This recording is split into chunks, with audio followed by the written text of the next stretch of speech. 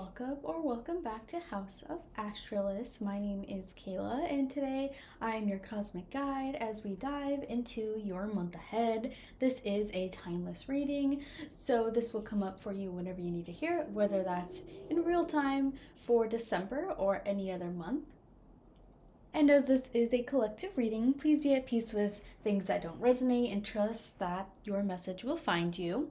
Before we get started, I did want to briefly mention my Etsy shop. It is up and running. Currently, there are some holiday sales going on, and I even created some tarot gift certificates, so it's perfect for those of you who would like to purchase a reading for someone else, or, just like a gift card. It's just a gift certificate. You can use it just the same. And thank you so much for liking, commenting, sharing, subscribing, interacting in general. It really does help, and I appreciate you all, always. So to get us started with this month ahead, we have the intuition card. This is basically just what you can do to work on your intuition this month. We've got 51, consult someone else. We all have intuitive blind spots. No single person can intuitively understand a situation from every angle.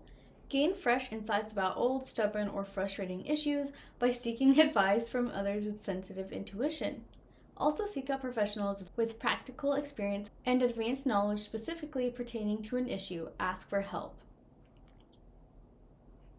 Ask for help is an amazing piece of advice, and of course, my booking is open. Yeah, if there's something on your mind and you keep hitting a wall, you ask someone, maybe your friends aren't really giving you the advice that you kind of feel like you need, it's time to ask for help. Go to a professional, go to someone who can help you. Next, we have the themes of the month, which are these 3 cards. Normally, I just do an oracle and then 1 card, but both of these fell out, so I'd be interested to see what they both say. And I asked for the house. It'll be in for you, so this is in astrology. This is the 2nd house of your resources, your material life. I've even seen it as like food and nutrition even, but basically the things that keep you rooted in reality. In the material realm, because it's your values, your finances, money, self-worth, skills even, just material attachments in general. These are your resources and needs. So we've got number 4, threshold. And then we've got 3 of Cups and 9 of Pentacles. So with this is telling me that you're in the threshold of something that's going to make you money. So if this is regarding your finances, or again, 2nd house themes in general in your material realm, it's saying that you're in the middle of something that can make you celebrate. So maybe there's just like this opportunity that'll come in and give you the resources that you need here with the 9 of Pentacles, and you can even celebrate there. Themes of celebration and just being able to really enjoy what life gives you in this sense. But it does seem like you're in the middle of something great. Something great's gonna come in for you in this aspect. Maybe it's like a teeter-totter between the old and the new. Even another message that came through was the threshold, like being in the middle of, do I want to go and be with these people and celebrate with friends, etc., or do I want to be alone? It's that balance that's needed between being social and outgoing and then having the solitude and alone time for yourself as well. This month, what can you leave behind? We've got the Queen of Swords. So this is any maybe fierce and overly sharp words and the way you present yourself. This could be a person in your life. So if this isn't you, if this is not how you act, then it could be someone who represents this to you. Kind of stern and maybe, like I was saying, sharp with their words and the way they speak and just their demeanor in general. But if this is you, you're being invited to leave this behind and extend maybe an olive branch or just a softer tone.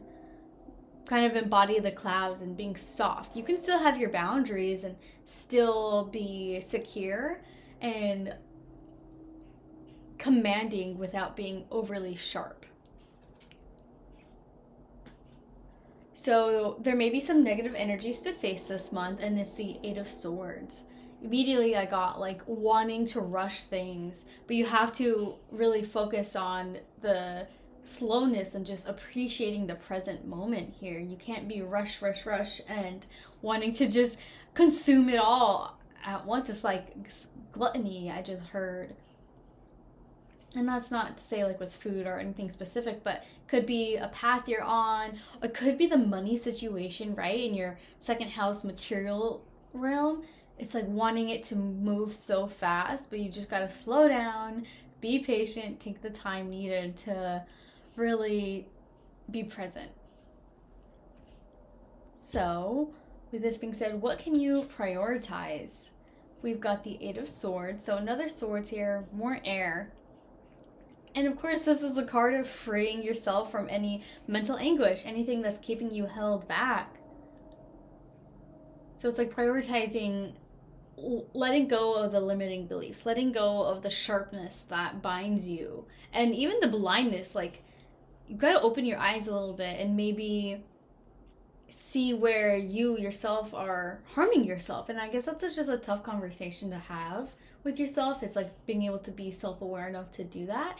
And it's interesting that these two here in the Eight of Swords and then Threshold, they're both kind of in the middle of something. The imagery is very, very similar there. But yeah, I guess it's just like that ability to acknowledge it and really face the truth, face what's been going on. And we talked about the negative energies to face here, the Eight of Wands. What are the positive energies you can embrace? We've got the King of Swords. So with the King coming up as a positive energy to embrace, it's telling me, Spirit's saying, not to totally leave behind, the swords, the mental realm, and the quickness and from the swords, but to maybe soften a little bit, because the Queen can be very just straight to the point.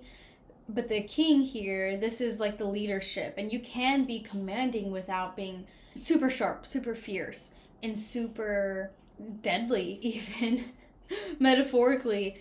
But I'm getting strong leadership here. So that can be it too, like literally or metaphorically, it's a promotion from this one role to this role, the King. And it's not about gender here, it's about the roles and the titles and the way they move around within their kingdom or what they're known for. But it's really being able to allow yourself to promote. Like, maybe there's some negative energies, negative thoughts here that you are keeping yourself bound to. Maybe you feel like you're not good enough for this. Even high standards, that's kind of what I'm getting here too. Feeling like you're an imposter, you can't fit in, but it's all these standards that you have for yourself. It's letting that go so that you can step up, lead and command with calmness. Lastly, we have what to look forward to, and I will be covering it with this amethyst because it's the Judgment card. So the Judgment is here to ask us if we're going to take the call or not. Are we going to answer what we're being called to? Are we going to allow ourselves to promote to the next level, or will we not?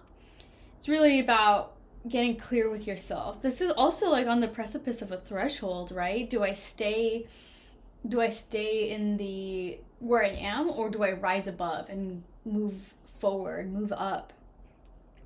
And somewhere I was saying, taking a good look at yourself and really being true with who you are and wanting to dig deep so that you can work through these things. It's being truthful with yourself. And with this, what to look forward to, that's great. Not everyone can look at themselves and be truthful and actually do the hard things like answering the call, feeling good enough to take it. So with this, what challenges may you encounter? We've got the Three of Wands. I understand this as not trusting the process, like trying to think too far ahead of things. It's like, okay, now what? Not trusting that it'll all work out, not trusting that you can be where you are, and even more rushing, more of the wands, more of the fire, and more wanting to just hurry up and explore things. And with that, maybe it's having to really take the time. Like maybe it won't come in as fast as you want it to. It won't happen the way you see it. So I think it's okay to have, a loose plan, a loose goal, but don't beat yourself up if it's not followed exactly to a T, because you got to really trust in the universe and trust that it'll all work out for you, and it's not always in the way we envision. So let things happen the way they do. Don't worry too much about the timing of things. But of course, with a call, there's only a certain amount of times you could ignore the call before it's gone forever and you don't get this opportunity again. So don't be worrying about how it's all going to play out. Release those imposter syndrome thoughts and just allow yourself to really focus on who you would rather be. Focus on letting these go and taking the time to do so. Taking a brief look at the bottom of the decks, we have Seven of Cups in the World. So yes, there may be many options here, many things for you to decide on and choose from, different life paths. But you got to ask yourself, what are you ready to end and complete, and then what are you ready to start? The world is at your fingertips. You just really got to take the call and choose a path. Choose a path for you and trust in yourself to make the right decision.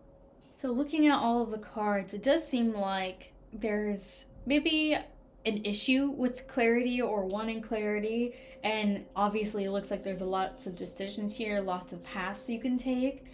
And yeah, trust your intuition to consult someone else. My booking links and Etsy shops are down below, so definitely feel free if you are called to look there. But besides that, it's again getting very truthful with yourself. And it's hard to do that sometimes, but it's like your path depends on it. Your next moves depend on what you will do, whether you stay the same, whether you choose to look at the things that are not working in your life and fight them, or not, stay the same. The world is yours, so it's really what you make it at the end of the day.